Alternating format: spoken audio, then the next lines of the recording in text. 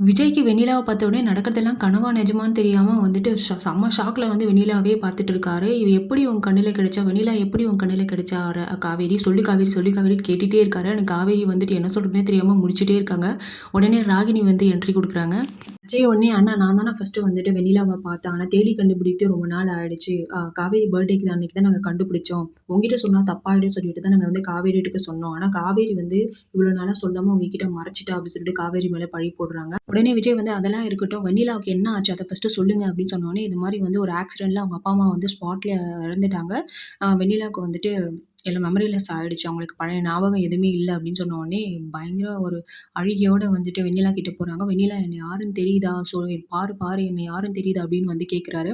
அந்த இடத்துல வந்து நடுவுல காவேரி மூஞ்சிய பார்க்கணுமே, பயங்கர பாவமா இருந்துச்சு. நிஜமாலுமே இந்த டைரக்டர் ஏன் அப்படி கொண்டு போறாங்கன்னு தெரியல. ஸோ வெண்ணிலாவுக்கு வந்து தெரியும். இதுதான் விஜய் அப்படின்றது வந்து.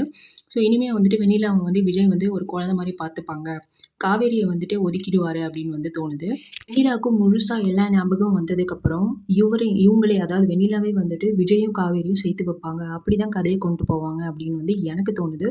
ஸோ உங்களுக்கு என்ன தோணுது? எப்படி கதைய கொண்டு போவாங்க? இல்ல வெண்ணிலா கூட தான் விஜய் சேர்த்து வச்சுருவாங்களா? இல்ல காவேரிய விஜய் கூட வெண்ணிலா சேர்த்து வைப்பாங்களா? அப்படின்றத கமெண்ட்ல சொல்லுங்க.